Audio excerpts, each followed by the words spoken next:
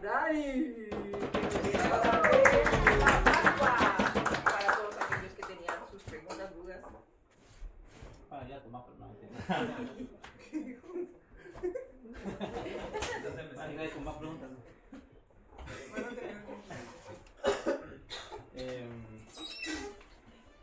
Así para que entre un poquito más de aire. Somos varios, sí.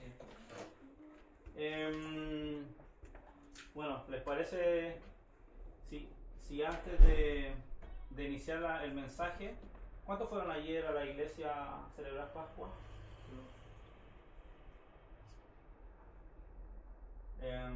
¿Cuánto antes han celebrado Pascua? ¿Quién nunca ha celebrado Pascua? Los que no levantaron. No sé, no conozco. No, es como para saber cómo estamos en general, más que nada. No más que eso. Bueno, la pregunta de Tati era para saber más o menos qué es lo que entendemos por Pascua. O sea, por ahí hubieron algunas respuestas que son bien certeras y están súper buenas, están súper detalladas. Nosotros los cristianos celebramos Pascua. Los judíos también celebran Pascua. Son diferentes, pero son similares. Cuando nosotros celebramos Pascua como cristianos, celebramos... o sea, si fuera por una pregunta, una sola palabra, yo te dijera, resúmeme la Pascua, ¿qué celebran los cristianos? Una sola palabra. Resurrección. Resurrección. ¿Alguien tiene otra palabra? ¿Cómo? Salvación. ¿Alguien? Hecho está. Listo. Yo creo que hoy vamos a hablar sobre la Pascua. Venimos hablando sobre el Evangelio en el Antiguo Testamento para los que se vienen uniendo al grupo de conexión. Hemos estado hablando sobre eso desde Génesis hasta Génesis, luego vimos Levíticos, Éxodo. Vamos a ver ahora nuevamente Éxodo, vamos a volver atrás a Éxodo, pero nos vamos a basar en la Pascua, que la Pascua está en Éxodo 12. Hoy día vamos a leer harta Biblia, por ahí tienen versículos repartidos. La idea es que los tengan a la mano listos para no estar esperando para buscar, porque es harto lo que vamos a leer. ¿Por qué les digo que lo vamos a enfocar hoy? No tanto en la resurrección de Jesús, porque eso da para 3-4 conejos, sino que lo vamos a enfocar en por qué tiene que ver Jesús con la Pascua en sí, el peso teológico que hay en eso, ¿sí? Entonces, ¿ustedes se acuerdan, los que han estado en los cones anteriores? ¿Se acuerdan lo que era, o si alguien ha escuchado por ahí o sabe qué es un tipo y un antitipo? ¿Alguien puede decir lo que es un tipo o un antitipo o qué se le viene a la mente? ¿Adán? ¿Qué es? Moisés. ¿Qué serían esos? Antitipos. Tipos. Esos eran los que eran un antitipo y un tipo. ¿Cuál es la palabra? Tipo y antitipo. Tipo es Jesús, ¿no? El que era una ejemplificación y el antitipo era el perfecto, ¿no? Ok. Que era la ejemplificación perfecta. ¿Fabi? Lo habías mencionado hace unos sábados. Sí, El antitipo Jesús y lo que dijo. Sí.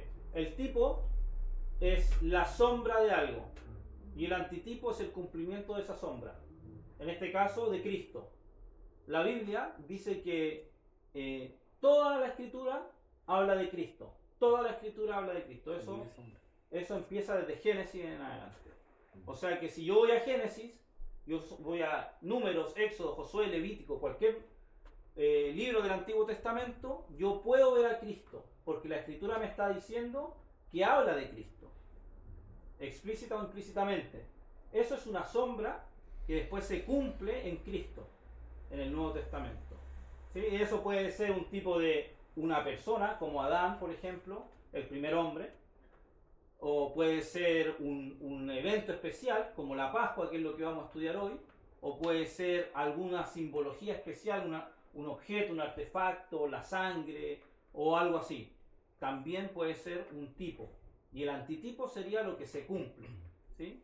Esa sería la sombra. Entonces hoy vamos a ver la Pascua del pueblo de Israel, cuando sale el Éxodo, ¿cierto? En Éxodo 12, que es lo que vamos a leer, como la sombra, ¿sí? Porque nosotros tenemos que pensar algo, que cuando nosotros leemos alguna parte de la Biblia, especialmente el Antiguo Testamento, no es algo aislado lo que estamos leyendo, sino que está conectado 100% con el Evangelio, está conectado con Cristo, todo. Entonces no podemos leer la Pascua solamente como un hecho histórico que pasó en Éxodo hace 1500 años atrás, un poquito más, o sea, 1500 años atrás, antes de Cristo, después de, claro, la diferencia entre la crucifixión de Cristo para atrás fueron como 1500 años, sino que tiene que ver con todo un complemento, ¿sí? La sombra y el antitipo.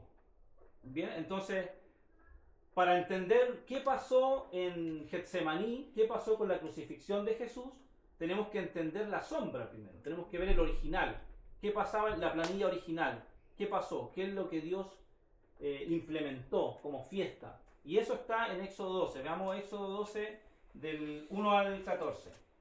Yo lo voy a leer acá en versión TLA.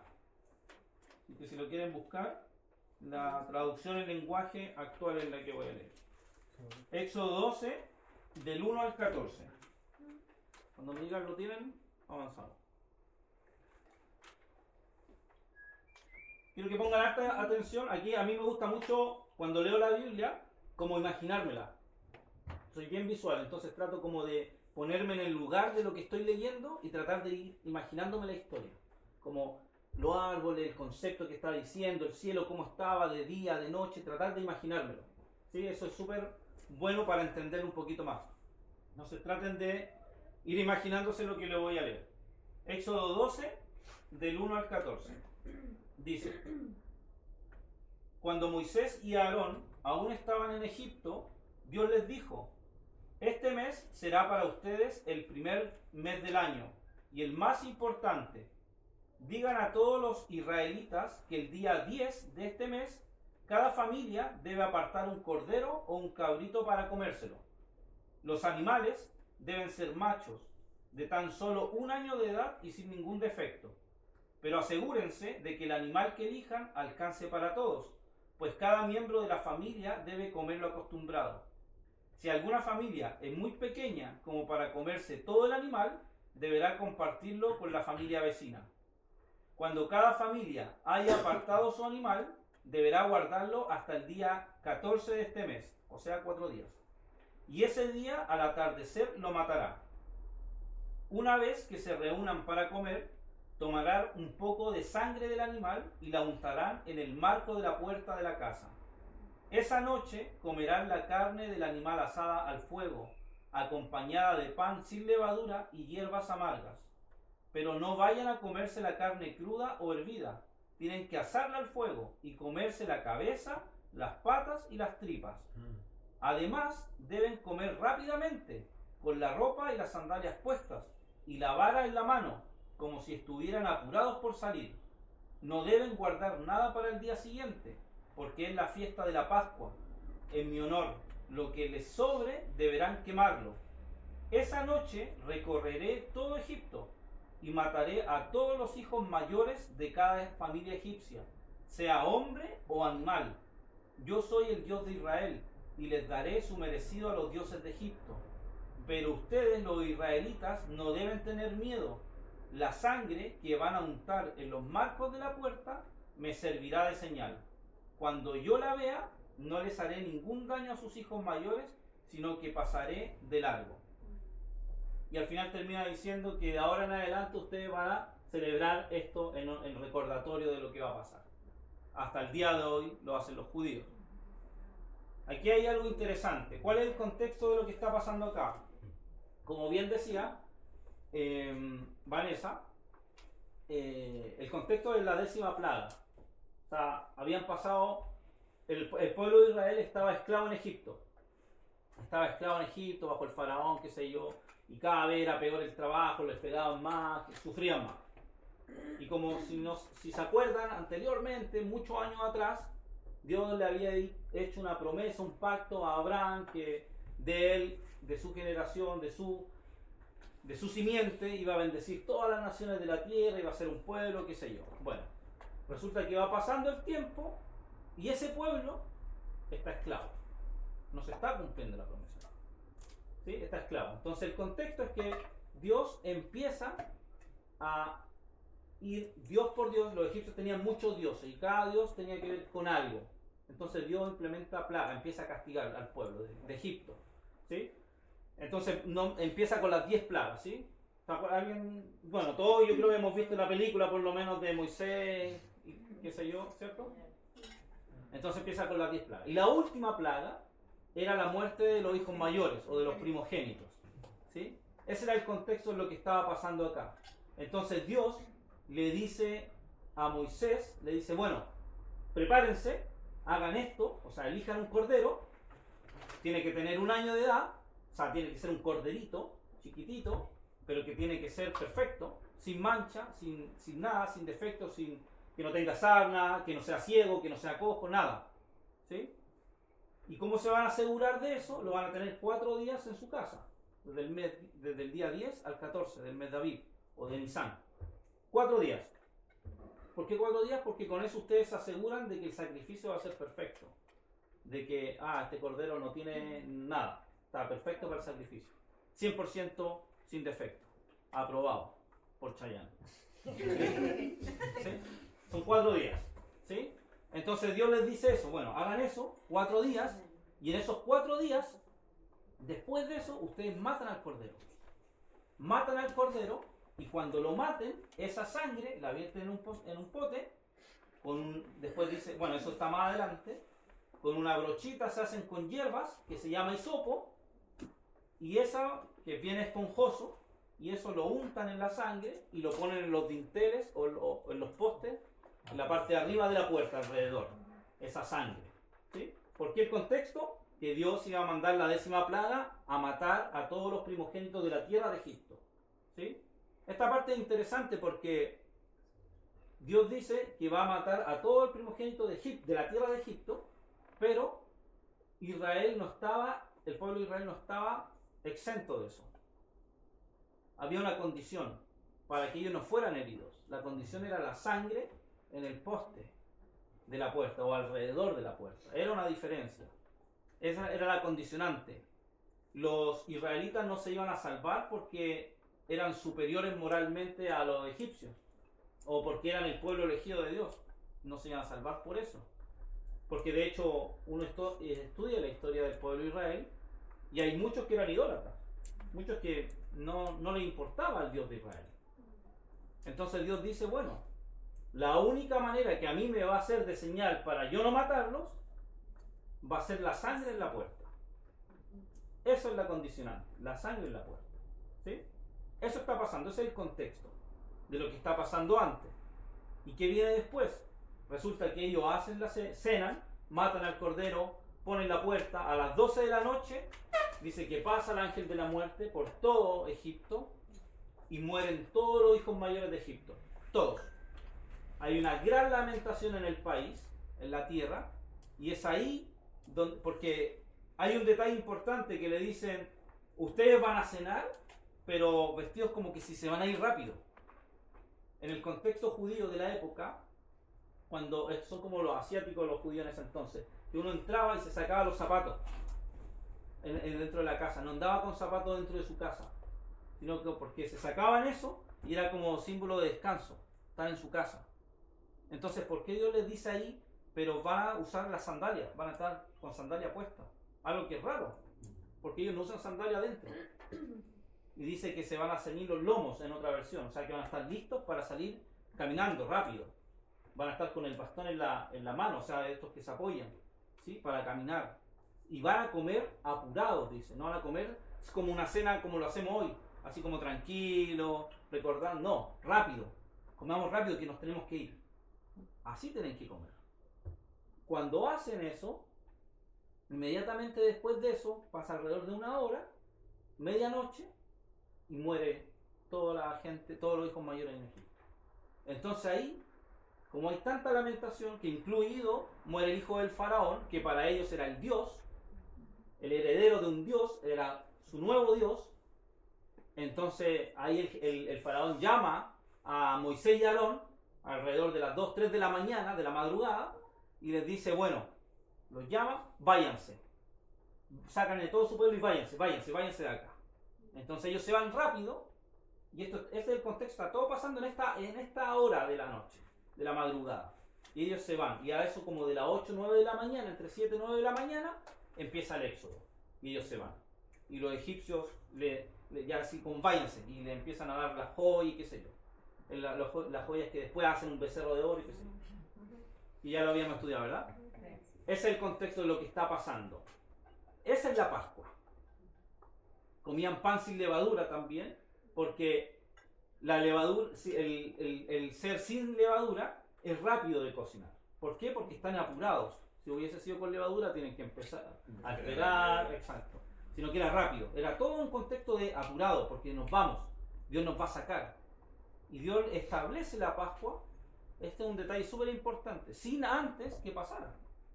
Si ustedes estudian las otras fiestas judías, Dios siempre dice, bueno, ustedes van a hacer esto como fiesta por lo que pasó.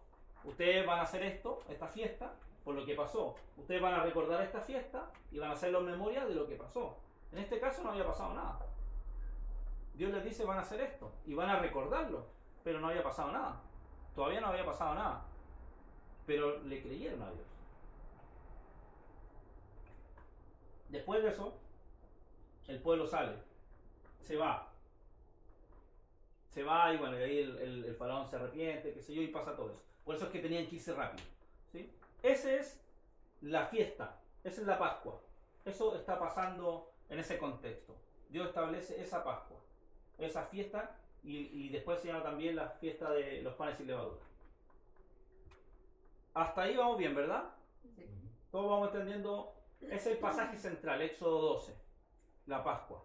Ese es el original, la Pascua original que Dios estableció. Dios dice que Él saca al pueblo de Egipto. No es que Egipto dice, bueno, ahora son las 2, 3 de la madrugada, vámonos. No. Él es quien los saca. Es un detalle importante que lo vamos a ver. Entonces, esa es la sombra, el tipo. Tenemos que ver ahora qué tiene que ver esto con Cristo. ¿Qué tiene que ver esto por lo que nosotros los cristianos celebramos la Pascua? Porque nosotros no celebramos la Pascua así. ¿O alguien celebra la Pascua así? No. ¿Un asadito? Un asadito, lo máximo. Pero nadie celebra la Pascua así.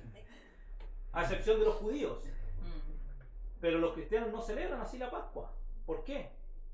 ¿Por qué no celebran la Pascua así si Dios estableció la Pascua ahí así? Porque Jesús es el antitipo. Porque Jesús es el antitipo. ¿Qué me puede decir? Pero si aquí está establecido, Dios dice, ustedes van a celebrar la Pascua así. ¿Por qué entonces nosotros lo celebramos de otra manera? ¿Estamos desobedeciendo a Dios? ¿Por qué entonces? Porque ya el pueblo fue libre y eso fue en esa época. Pero Dios dice que va a ser en conmemoración para siempre. Porque el pueblo iba a ser libre. Entonces cuando fueran libres en su tierra, iban a celebrarlo. Hasta el día de hoy. Porque no deben de... Porque el Mesías ya llegó. Porque al comienzo. Pero no celebramos nosotros la comunión, ¿Qué significa eso? el pan y el vino en conmemoración de que Jesús murió por nosotros. Porque Jesús es el sacrificio perfecto, no tienen que haber ya más sacrificio. Ok. Aparte que Jesús también en la como le llamamos, ¿no? La Santa Cena, él también hizo esa cena con los discípulos y celebró la Pascua. Celebró la Pascua y hizo partió el pan. Ajá. Hizo justamente eso con esa tradición judía, Ujú. hizo esa tradición judía de todas las plagas, comer el pan sin levadura, las hierbas, y después dijo, hagan esto en conmemoración mía. Yo creo que. Vale. Yo lo que veo en base. Yo lo que veo en base a lo que. Preparado, ¿no? Está bien emocionado, ¿verdad?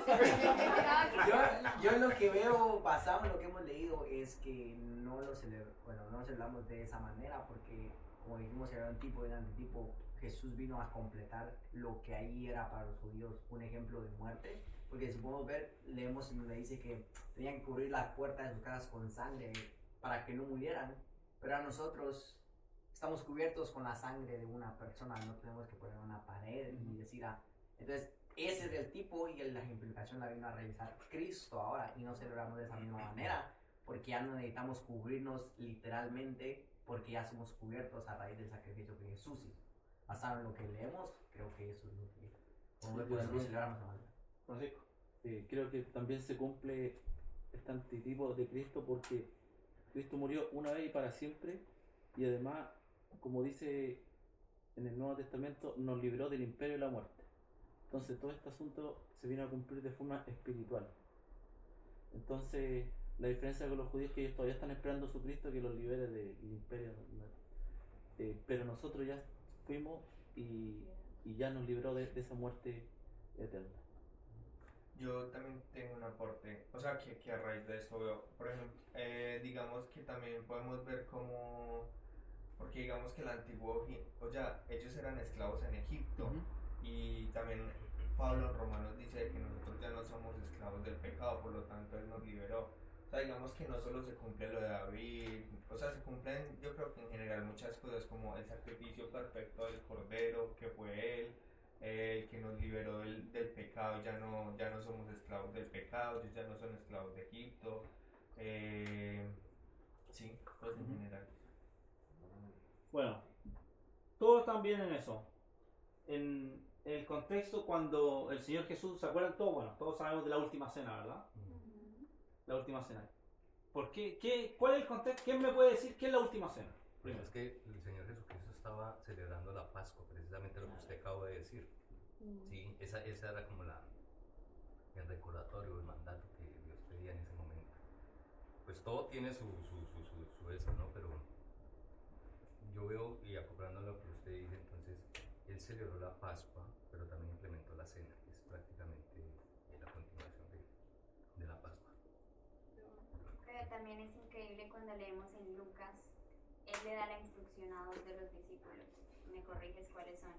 Les dice como que a Juan y a Pedro, a dos discípulos les dice, sigan a un hombre y cuando él entre a esa casa, díganle que el maestro los ha enviado para preguntarles que cuál es el lugar que tiene preparado para nuestra cena.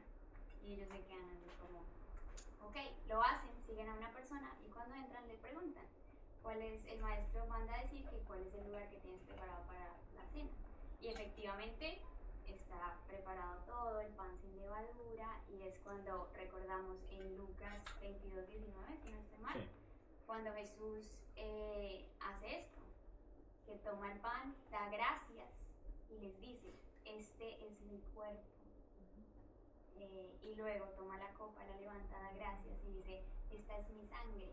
Cuando hagan esto en conmemoración mía. Entonces creo yo que es cuando se rompe la tradición de celebrar la Pascua de la manera en la que dice Isaías, y nosotros como cristianos ya conmemoramos a Jesús cuando recordamos que pues Él murió por nosotros. ¿No? No, yo quería decir que tu pregunta, que por qué no se celebra igual ahora que antes, que justamente porque Jesús llegó a cambiar todo lo que se conocía como tradición, como todo lo que se creía, porque los fariseos y toda la gente excluían a mucha gente, mismo de la Pascua, a los pobres, a los que no tenían para el cordero.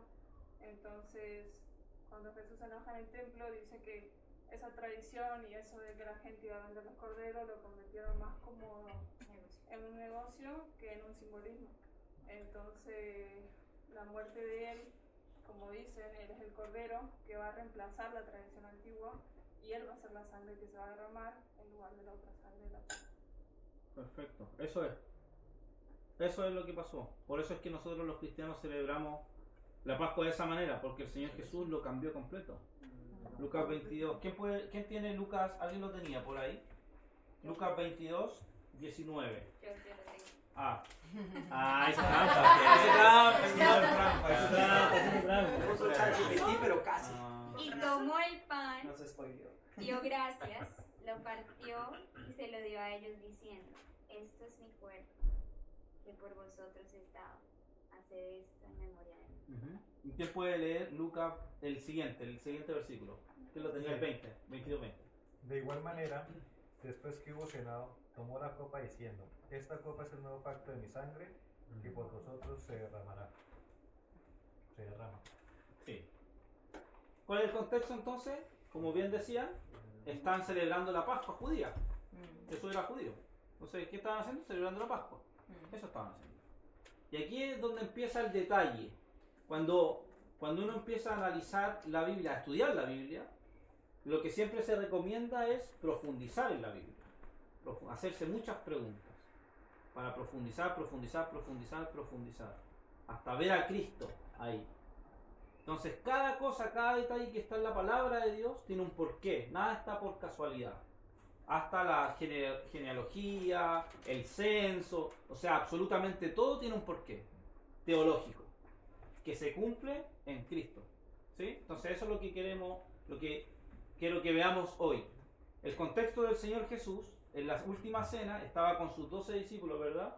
Estaba cenando, estaba cuando toma el pan, es el pan sin levadura, que Dios estableció en Éxodo 12, porque tenían que ir rápido, entonces era un pan rápido de hacer. Ese pan lo toma y lo parte. Y es súper interesante porque los judíos hasta el día de hoy comen ese pan. Lo siguen comiendo, lo conocen.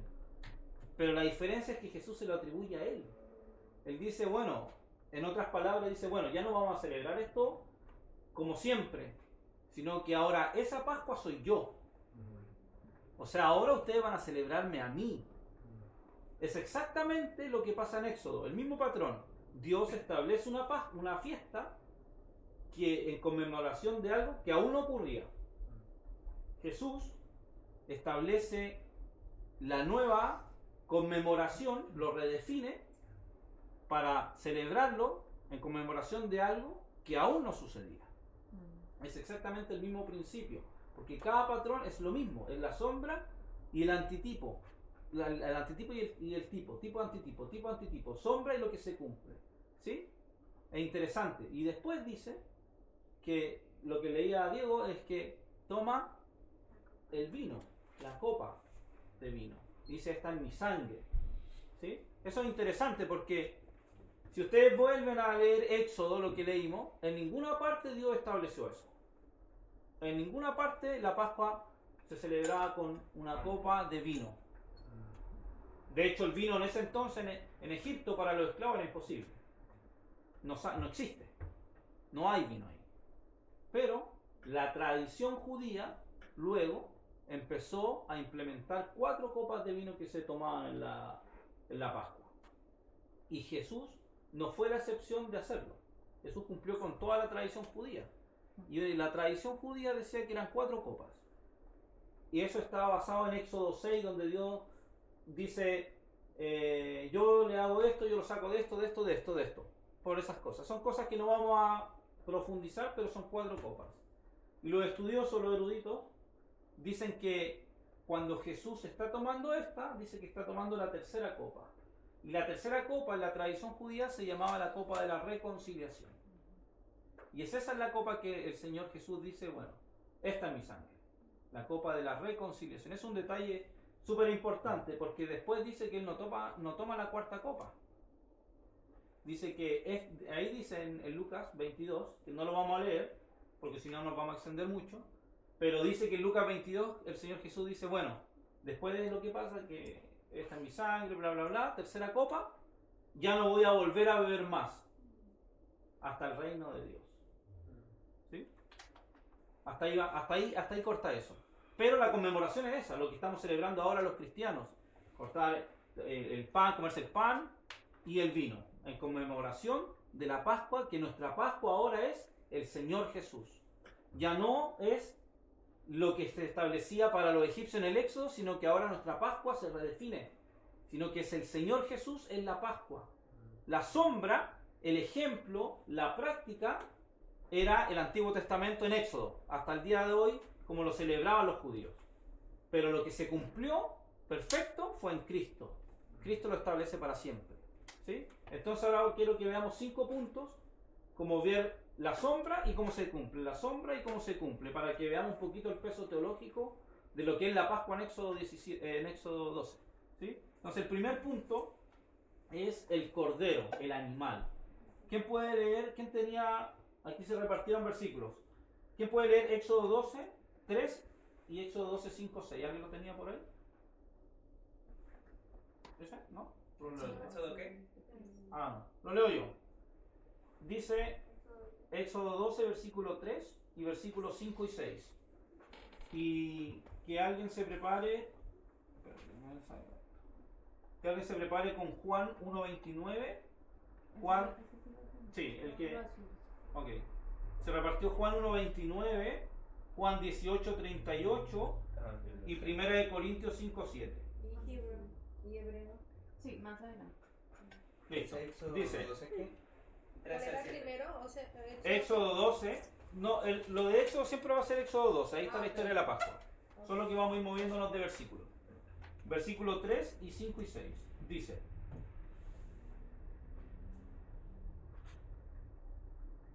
Versículo 3 y 5, 6. Lo voy a leer en versión que me gusta a mí. Reina Valera. Versión chilena. Versión chilena. Reina Valera. Hablar a toda la congregación de Israel diciendo: en el 10 de este mes, tómese cada uno un cordero según la familia de los padres, un cordero por familia. Vamos a ver el animal, el cordero. Un cordero por familia. Versículo 5 o 6 dice: el animal será sin defecto, macho de 1 año, lo tomaréis de las ovejas o de las cabras, y lo guardaréis hasta el día 14 de este mes, y lo inmolará toda la congregación del pueblo de Israel entre las 2 tardes. Antes de que lean el resto, ¿qué está pasando acá? Nuevamente vamos a empezar a profundizar un poquito. El cordero, ¿verdad? Toman el cordero de 1 año, lo guardan 4 días, ¿cierto? Lo examinan y luego dice que se come completo, qué sé yo, ¿cierto? Eso es lo que el Señor estableció. Esa es la sombra. El cordero así, de esa manera. La sombra. Y es interesante el detalle que Dios dice. Porque no hay nada así como, se le ocurrió al escritor. No. Sino que Dios dice que el día 10 de ese mes, del mes de Aviv o del mes de Nisan, el día 10 lo van a elegir.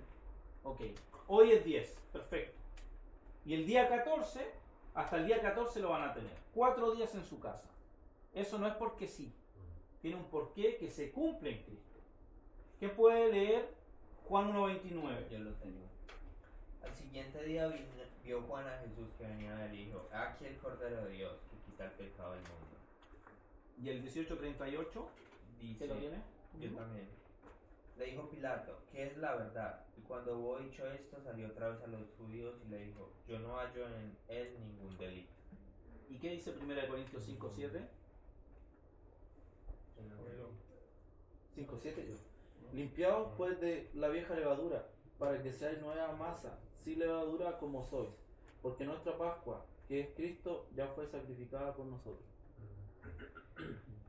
Nuestra Pascua que es Cristo fue sacrificado por nosotros. Es interesante porque el día 10 no lo vamos a profundizar en todo el Evangelio. La Pascua, o más bien la pasión de Jesús, la pasión de Cristo, o sea, todo lo que pasa hasta su muerte y resurrección, todo ocurre en los 4 evangelios. Pero los 4 evangelios cuentan de manera diferente, perspectivas distintas, todo lo que está ocurriendo. ¿Sí? Entonces no vamos a profundizar en cada uno, en cada detalle, pero al mezclar todo, uno puede sacar muchas cosas, muchos detalles, incluso la cronología. ¿Sí? El Señor Jesús, en el mes de Aviv, porque era la Pascua, en el día 10, Él entra a Jerusalén. En el día 10. Cuando lo reciben con palmas, entra en un pollino o en un asno, ¿cierto? Sí. Y lo reciben con las palmas. Bueno, eso es el día 10 de Aviv, o el día 10 de Nisan. Donde en el Éxodo, Dios establece que el día 10 se elija el cordero. No es coincidencia. Luego, el Señor Jesús es examinado teológicamente, doctrinalmente, por los fariseos y los saduceos. Públicamente. durante todo este tiempo hasta que Él es crucificado, que fueron 4 días. Él es examinado. Y siempre, cuando uno estudia, cuando le hacían preguntas capciosas y qué sé yo, siempre los dejaba callados. O sea, fue examinado por ellos teológicamente, doctrinalmente, y pasó la prueba. Y después, cuando a él lo arrestan, ante la autoridad máxima que era Poncio Pilato dice lo que leyó Juan David. Yo en él no encuentro nada, es inocente. O sea, en otras palabras, este cordero no tiene defecto. Eso fue 4 días. Exactamente 4 días, exactamente lo que Dios estableció para examinar el cordero. La sombra era un animal real, un animal. En este caso, dice Corintios, que tú leíste, que era el Cordero de Dios, nuestra Pascua, el Cordero Pascual. Nuestra Pascua. ¿Hasta ahí vamos bien? ¿Vamos viendo las similitudes que hay? Éxodo y el Nuevo Testamento. Se está cumpliendo exactamente lo mismo. Simplemente era la sombra de lo que venía, que se iba a cumplir en Cristo. Luego, el segundo punto son los huesos intactos. Este es un detalle importante. Son los huesos. Yo tengo Éxodo. ¿Quién puede prepararse con Juan 19, 32, 33 y Juan 19, 36? Mientras, yo voy a leer el versículo 46 de Éxodo 12. Versículo 46. Esto tiene que ver con los huesos del animal. Se comerá en una casa y no llevará de aquella carne fuera de ella, ni quebraréis hueso suyo. ¿Por qué? Porque lo que está pasando acá en Éxodo es un ritual que está pasando, un sacrificio, ¿sí? Y en el contexto del antiguo cercano oriente, el sacrificio perfecto, o no perfecto, sino que tiene que ver con el sacrificio en sí del animal, que fuera como digno de, no se quebraban huesos, tenía que ser enterito, ¿sí? Entonces Dios lo dice explícitamente: ustedes van a comer la cabeza, las patas, las entrañas, todo lo que leímos delante, o sea, absolutamente todo, completo. No le van a quebrar ningún hueso, porque hoy, si uno ve, cuando uno hace un asado, por parte, fácil, pero en ese entonces no, completo, ¿sí? ¿Qué es lo que dice Juan 19, 32 y 33? Fueron entonces los soldados y quebraron las piernas al primer hombre que había sido crucificado con Jesús y luego al otro. Pero cuando se acercaron a Jesús y vieron que ya estaba muerto, no quebraron sus piernas. Y el 36 dice: estas cosas sucedieron para que se cumpliera la escritura, no le quebrarán ningún hueso. No le quebrarán ningún hueso. ¿Cuál es el contexto de eso? El Señor Jesús ya estaba crucificado. Y esto es interesante meternos en el contexto de eso. Los romanos eran tipos asesinos profesionales. Y tenían un nombre técnico, no me acuerdo cómo se llamaba, tenía un nombre técnico de la crucifixión, que era quebrarle con un mazo las piernas a los que estaban crucificados. ¿Por qué? Porque si ustedes se acuerdan, él está crucificado así, ¿cierto? Los clavos acá y clavos abajo. Entonces la única forma para respirar era apoyarse en los clavos, levantarse y bajar. Eso lo hizo el Señor Jesús. Eso está estudiado, de hecho, médicamente, ¿cierto? Hacía esto todo el rato. Y no solo Jesús, todos los que estaban crucificados hacían esto. Entonces se levantaban, se apoyaban en los pies, respiraban y bajaban. Imagínense el dolor que había, porque... Pero el detalle es eso. ¿Para qué era ese clavo de abajo? Para ellos. Entonces cuando ellos quebraban las piernas, porque tenían que apurar la muerte, ¿qué es lo que hacían? Ya no tenían esa opción. Entonces iban a morir sí o sí ahogados, asfixiados. Imagínense la desesperación. Eso es lo que hicieron con el que estaba al lado y con el que estaba al otro lado de Jesús. Asesinos profesionales, ellos sabían. Entonces cuando llegan a Jesús, le van a quebrar, pero como son asesinos profesionales, tienen más que claro cuando alguien está muerto y cuando alguien no está muerto, porque saben. Ese es su trabajo. Se dedican a eso. Como los Navy SEAL o qué sé yo, los fuerzas especiales de cualquier país, saben cuando alguien está muerto o no. Se dedican a eso. Estudian para eso. O sea, se preparan toda su vida para eso. Los romanos hacían eso. Los soldados romanos hacían eso. Entonces, cuando llegan a Jesús, se dan cuenta que está muerto. Ya no es necesario quebrarle las piernas para que muera, porque ya murió. No es necesario. Entonces no lo hacen. Sin saberlo están cumpliendo la sombra que dice que no sé que al cordero no se le va a quebrar ningún hueso, porque lo van a sacrificar. Y Jesús lo cumple. Jesús podía haberlo como diseñado, planeado, imposible. Él ya había muerto. ¿Cómo él iba a planear que no le quebraran un hueso? Posible, imposible. Eso se cumple en Jesús. Y por eso que lo que dice David es que dice que estas cosas se escribieron estas cosas sucedieron para que se cumpliese la escritura, no le quebrarán hueso alguno. Y eso se cumple en Jesús. O sea, absolutamente cada detalle que Dios estableció 1500 años de la crucifixión de Cristo, se estaba cumpliendo ahí. Y no tenía aún como, sí, se escribió nomás. Todo tiene relación, cada detalle. Sí, hoy vamos a ver solo 5, pero está lleno de detalles. El siguiente tiene que ver con el hisopo. Que se prepare, porfa, Juan 19, 29 al 30. Yo voy a leer el versículo 22 de Éxodo 12. El 22 dice: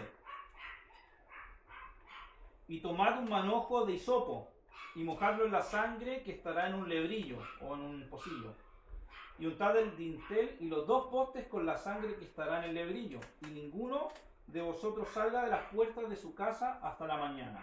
¿Alguien sabe lo que es un hisopo?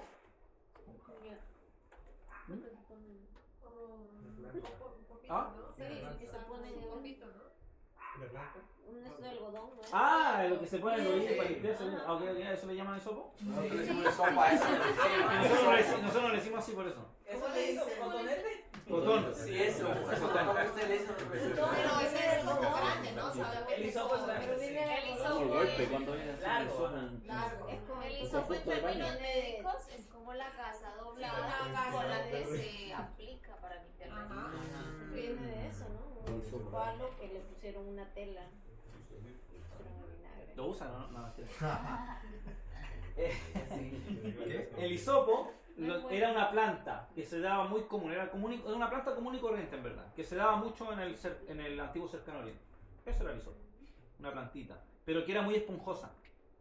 Entonces se servía mucho como para untar en un líquido y que absorbiera más o menos un poquito de líquido, exacto, como una esponja. Pero era una rama, eso era un hisopo, era una rama. Y aquí dice que junten un manojo de hisopo. ¿Sí? El hisopo siempre, si ustedes ven en la Biblia, muchas veces, incluso en los salmos, habla del hisopo. Límpiame con hisopo, yo seré limpio.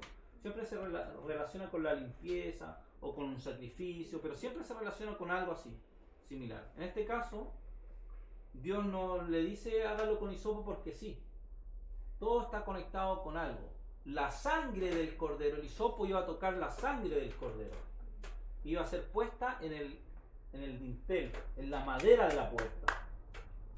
En el Nuevo Testamento, cuando leámoslo primero. ¿Quién tiene los versículos? Juan 19, 29, 30.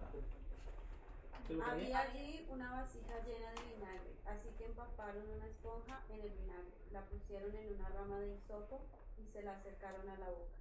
Al probar Jesús el vinagre dijo, todo se ha cumplido. Es interesante, porque en eso cuando Jesús está crucificado, él tiene sed, siente sed.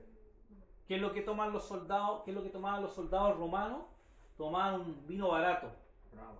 Vino barato con agua, era una mezcla, era rápido, algo rápido, así como porque pasaban la noche, qué sé yo, entonces siempre andaban no tomaban agua, tomaban vino con vino barato. Ese vino barato se le dice vinagre, o se le dice hiel, o se mezcla en algo amargo, pero es el vino barato de la época de los romanos. Entonces cuando ahí dice vinagre, no es un vinagre ese el que cocinamos, que hacemos la ensalada, no, sino que tiene que ver con un vino barato. Háganse esa idea. Esa es la idea. ¿Sí? No es para la ensalada. Exacto, porque imagínate, o sea, Jesús tiene sed en el momento, y en el momento le dan vinagre. ¿Por qué tenían vinagre ahí? de No, cocina. no tiene sentido. Estaban haciendo una ensaladita, pensé yo. Huele a No tiene cocina. sentido que los soldados tengan vinagre y que estaban cocinando. No tiene sentido, porque andaban con su botellita así como cantimplora y tenían su vino. Su vino barato, el vinagreta o el vinagre. ¿Sí? En otras versiones dice vino barato. Pero es interesante algo, porque para alcanzar la boca de Jesús, que Jesús ya en ese entonces ya tenía la corona de espinas, ya llevaba mucho rato crucificado, estaba todo ensangrentado, el madero estaba con su sangre. El detalle que dice, porque el autor pudo fácilmente obviar ese detalle y de haber dicho, sí, le acercaron, le dieron de beber, punto. Porque es una esponja que le dan de beber, no en el hisopo en sí, sino que la esponja. Pero eso estaba amarrado como una ramita, y esa ramita era de hisopo. Pero ¿por qué dice eso el autor? Está de más ese detalle. A menos que lo leamos con los ojos de los judíos de la primera época, para el cual fue escrito el libro. Y entonces ellos tienen la relación que el hisopo de la Pascua tenía que ver con la sangre del cordero del sacrificio en el madero. El hisopo de ahora tiene que ver con el contacto de la sangre de la cara del cordero que ya está en el madero. Es exactamente la misma relación teológica. La sombra se está cumpliendo en Jesús. ¿Sí? Esa es la relación teológica que hay. Cada detalle tiene un porqué en la palabra de Dios. ¿Sí? Para ir avanzando, punto 4, vamos a hablar sobre la sincronía del sacrificio. ¿Quién tiene? Que se prepare mientras el que tiene Marcos 15, 33, 34. Yo voy a leer el versículo 6 de Éxodo 12.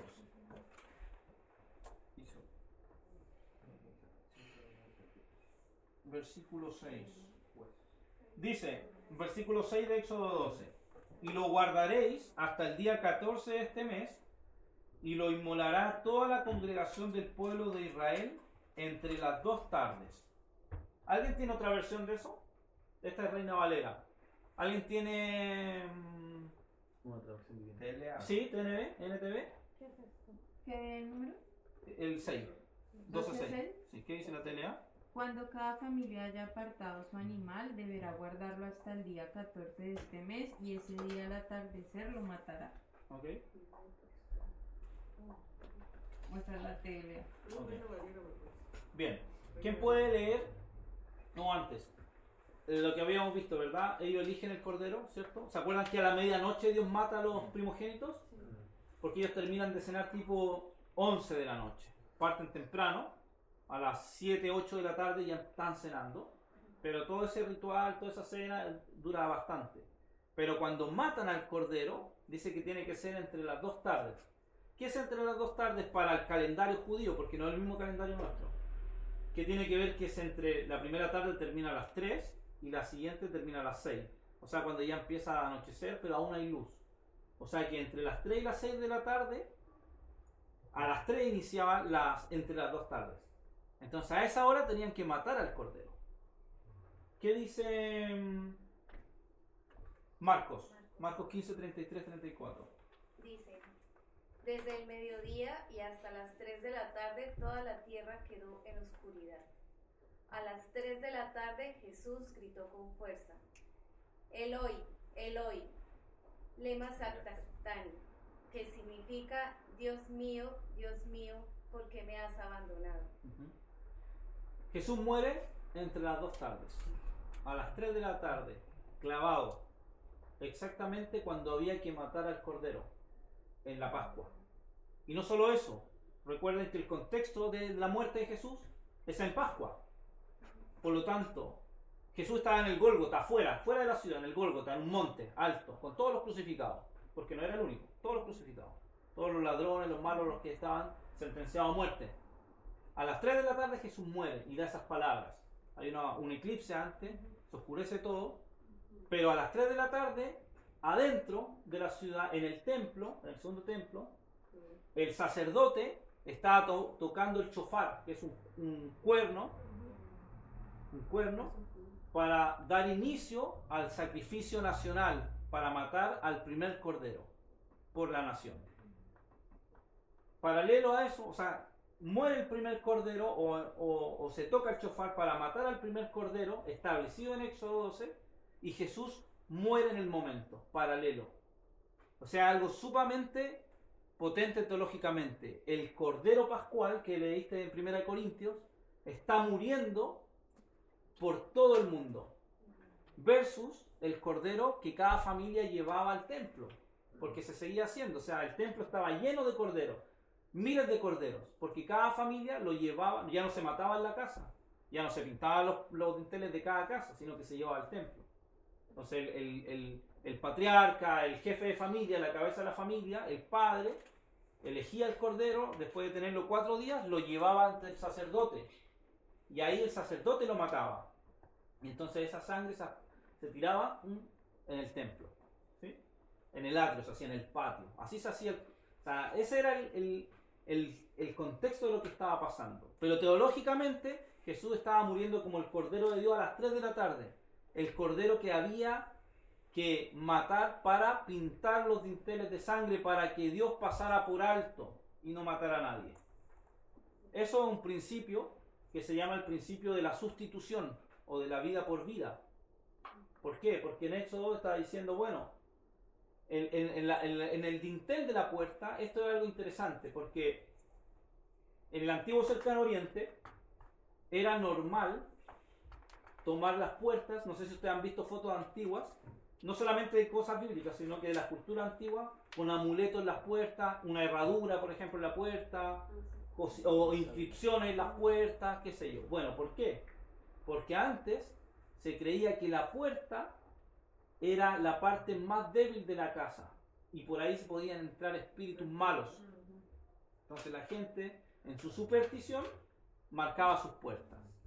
Eso era común en la época. Eso todos lo entendían.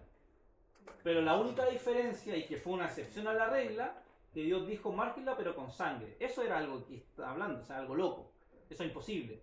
Se marcaba con aceite generalmente, o se rayaba una inscripción, se ponían hierbas, pero a sangre de matar a alguien eso es impensado, eso es algo loco. Pero Dios dijo, hágalo con sangre. ¿Por qué? Es interesante, porque Dios dice, me va a hacer de señal. ¿Por qué? Porque esto es importante. Dios es omnisciente. Dios es omnisciente. Él sabe todo.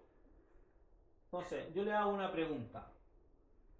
¿Para qué Dios quería esa señal en la puerta si Él ya sabe cuál es su pueblo? ¿Para qué? Para que fuera evidencia para los demás. ¿Para que fuera evidencia para los demás? ¿Qué más? ¿Por obediencia? Para identificar la obediencia de cada uno de los creyentes. Ajá. Una tipología del sacrificio de Cristo lo que está hablando, la sangre derramada por el Cordero. Es por eso. No es en sí porque... exacto, porque Él sabe quiénes son. Sino que, ¿se acuerdan cuando yo les dije que había una condicionante? La condicionante era la sangre, no como un amuleto de magia. No tiene nada que ver con eso. Sino que tiene que ver con el sustituto. Legalmente, en la época, ellos eran esclavos. Ese es el contexto cultural. Ellos eran esclavos. Cuando alguien quería ser libre, no podía pagar, porque son esclavos, no tienen plata. Pero si alguien venía, un familiar generalmente venía y quería hacerlos libres, tenía que pagar por ellos algo, tenía que derramar sangre. ¿Sí? Cuando alguien veía esta imagen de puertas con sangre, lo que estaba viendo era, aquí ya se hizo un juicio adentro y hay un sustituto. Ya podemos ser libres porque hay un sustituto. Ya no muere el hijo porque ya hay muerte. Ya alguien murió por ese hijo, por ese primogénito. Eso es lo que está viendo, eso es lo que está pasando. El principio de la sustitución. Hay alguien que ya murió. Por lo tanto, la muerte que está pasando no me va a afectar a mí. Porque alguien ya murió por mí. O por mi hijo, por mi hijo mayor, ¿sí? Por mi primogénito. Es exactamente lo que está pasando en el Nuevo Testamento. En Cristo. Cristo está muriendo por nosotros. Está derramando la sangre. O sea, Cristo no solamente es la Pascua, sino que cuando uno lo estudia a detalle es todo. El sacerdote, el sacrificio, el que lo hace, el que después no lo hace. O sea, es absolutamente todo. Es perfecto. Es la imagen perfecta. ¿Sí? Entonces, eso es lo que está haciendo Jesús. Eso es lo que está haciendo. Y por eso es que se sincroniza perfecto el horario. Porque es toda una tipología, es toda una sombra. Dios preparó esa sombra porque lo iba a cumplir perfectamente en Cristo. ¿Sí? Y para ir terminando, el último punto. La esclavitud. Que tengan ahí Colosenses 1, 13-14 y Hebreos 2, 14-15. Yo voy a leer el versículo 51 de Éxodo.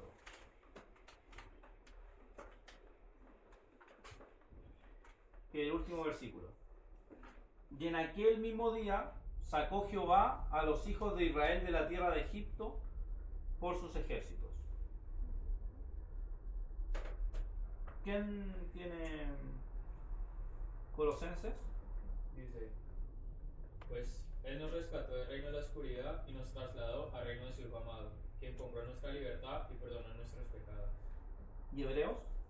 Hebreos 2, 14 y 15.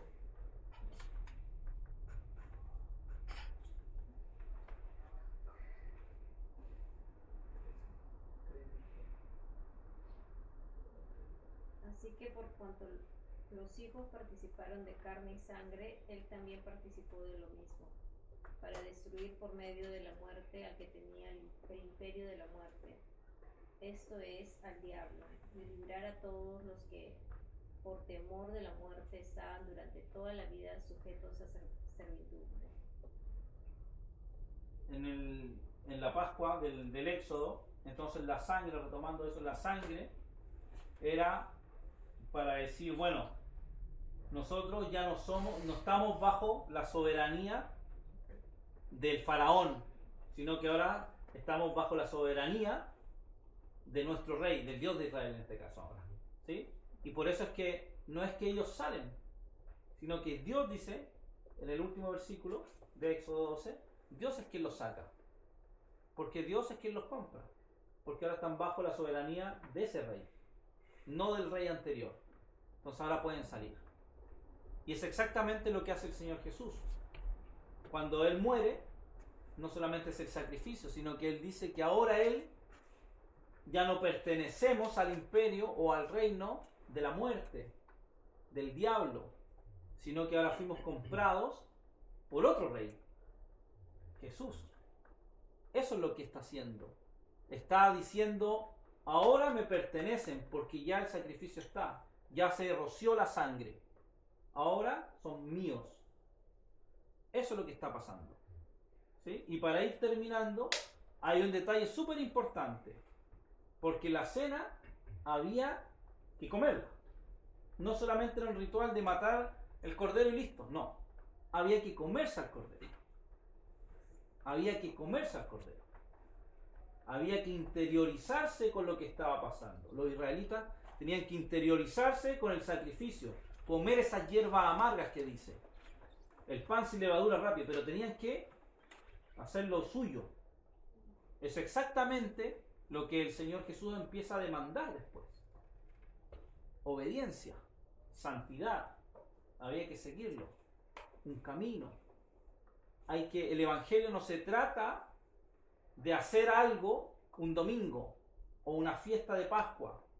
Se trata de interiorizar al Cordero, que Jesús, de vivir a Jesús, de que Jesús sea en nosotros. Esa es la gran diferencia, ese es el detalle del Evangelio. Que nosotros debemos vivir a Cristo, no hablar de Cristo solamente ya, como algo externo, como algo teórico, como algo doctrinal, sino que tenemos que tener una relación con Cristo. Porque ese es el sacrificio. Ese era el concepto del sacrificio, interiorizarlo. No solamente todo lo teológico que vimos, sino que ahora como nosotros, como pueblo, ¿qué nos toca? Continuar con eso, obedeciendo al Señor. ¿Sí? Eso es lo que tenemos que hacer ahora como nuevo pacto, porque dice, cuando toma la sangre, dice, este es el nuevo pacto. Antiguo pacto, nuevo pacto. El nuevo pacto ahora es la reconciliación con Dios. Que ahora cualquiera que está acá puede ir ante Dios porque alguien murió, porque hay un intercesor, porque hay un sustituto que ya pagó, que es Cristo. Entonces cualquiera tiene libre acceso. Cualquiera, ¿sí? Y eso es la gracia. No lo merecíamos. Y no es por nosotros, eso es lo interesante, que los israelitas no era por ellos, era por el cordero, el valor del sustituto, tenía que ser perfecto. Si no era perfecto, no servía. Es por el valor del cordero, es por el valor del sacrificio en sí. No tenía que ver con ellos, no tiene que ver con nosotros, tiene que ver con el valor del cordero que ya murió en la cruz. Por eso es que nosotros somos libres, porque tiene que ver con Cristo. Toda la escritura se trata de Cristo, en ningún momento se trata del ser humano, de que nosotros somos buenos, de que nosotros podemos hacer cosas, de que nosotros podemos llegar y alcanzar cosas y ser buenos y mejor y bendiciones. No, siempre se ha tratado de Cristo, y solo Cristo, y nada más que Cristo. Todo, cada detalle se habla de Cristo. ¿Sí? Tiene que ver con eso, con la gracia, con el ministerio de la reconciliación. ¿Sí? Entonces, para terminar, ahora que yo sé esto, ahora que yo entiendo un poco más lo que pasó teológicamente, el peso que tiene, que no simplemente fue porque lo mataron, sino que es porque estaba cumpliéndose algo mucho más grande, que era la sombra de algo mucho más grande. Y ahí se junta la Pascua con algo anual, o sea, algo importante lo que estaba pasando. Pero yo ya sé que Cristo murió por mí, lo conmemoro incluso en la Pascua, ahora como cristiano, en la iglesia, ayer, o el domingo, o cuando dé, ¿cierto? La fecha exacta. Pero la pregunta es, ¿cómo yo interiorizo ese cordero en mi vida? ¿Cómo yo aplico eso a mi vida ahora en cosas prácticas? Ya no teórico, ya no doctrinal, ahora ¿cómo lo hago en mi vida? Práctica. Porque no depende de mí, depende de Cristo, el cordero. Pero tengo que comer el cordero. ¿Cómo lo hago en la vida real, en la práctica? ¿Qué piensan? ¿Quién podría decir algo?